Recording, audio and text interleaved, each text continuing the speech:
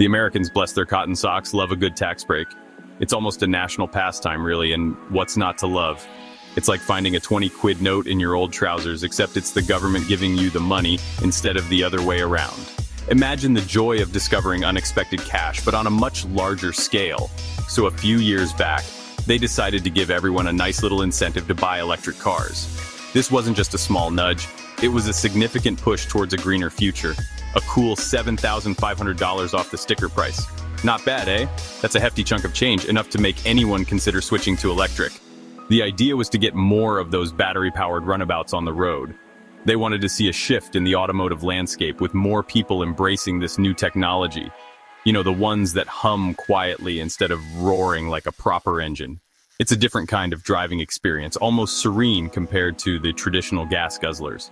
The powers that be thought it might help save the planet, or at least make the air smell a bit nicer. Cleaner air, less noise pollution, and a step towards combating climate change. Of course, there were a few catches. Nothing in life is ever that simple, especially when it comes to government incentives. You couldn't just buy any old electric car and expect a handout. The car had to meet certain standards and criteria to qualify for the tax break. It had to be a proper one, not some cobbled together thing that runs out of juice after 5 miles. Range, efficiency, and build quality were all taken into account. But still, it was a tempting offer. For many, it was the perfect opportunity to make the switch to electric and enjoy the benefits of a cleaner, quieter ride. Now, let's fast forward a bit to 2022. The Americans, in their infinite wisdom, decided to double down on this whole electric car thing.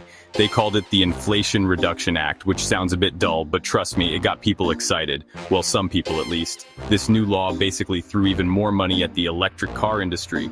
Tax credits here, subsidies there, you name it. It was like a buffet for anyone who wanted to build or buy an electric car. And guess what? It worked a treat. Sales of electric cars went through the roof. Suddenly, everyone and their dog wanted a piece of the electric pie. Tesla was laughing all the way to the bank, and even the traditional car makers started dusting off their electric blueprints. It was an electrifying time to be alive.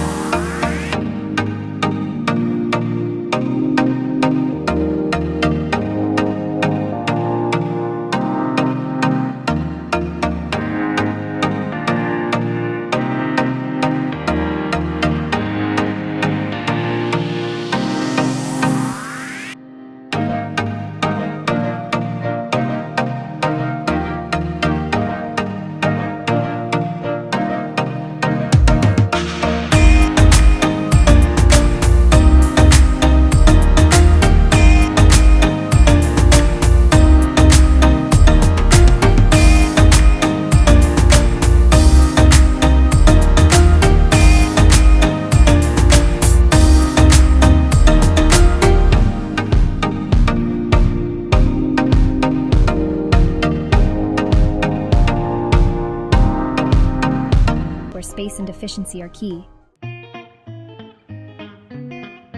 Section 4. Big cars, big problems. Now, I'm not one for tree hugging or any of that nonsense, but let's be real here. Even I can see that these massive electric SUVs are a bit of a contradiction. They promise to be eco-friendly, yet their sheer size and weight make you wonder. I mean, what's the point of saving the planet if you need a car the size of a small moon to do it? It's almost laughable. These behemoths are not only a bit of an eyesore, but they're also not as efficient as their smaller counterparts. They consume more resources to build and maintain. They guzzle electricity like Richard Hammond at an all-you-can-eat buffet. And that's not even considering the strain on the power grid. And let's not even get started on the safety aspect. The larger the vehicle, the more damage it can cause in an accident. Have you ever tried to see around one of those things in a car park? It's like trying to find a needle in a haystack. Parking becomes a nightmare. It's like trying to find a needle in a haystack. And don't even get me started on the frustration it causes other drivers. Smaller electric cars, on the other hand, are a different breed altogether. They fit into tight spaces and are much easier to handle. They're nimble, efficient, and you can actually see where you're going. Plus, they're much kinder to the environment. Plus, they don't take up the entire road, which is always a bonus. In a world where space is at a premium, smaller is often better. Section 5. The price of progress. So what's the solution? Well, it's simple, really. Get rid of the tax credit for the big, gas-guzzling, road-hogging electric SUVs, and instead give the money to people who buy sensible, efficient, and dare I say it, fun-to-drive electric cars. The future of motoring is electric, there's no doubt about that. But let's make sure it's a future filled with cars that are good for the planet, good for our wallets, and most importantly, good for a bit of a laugh.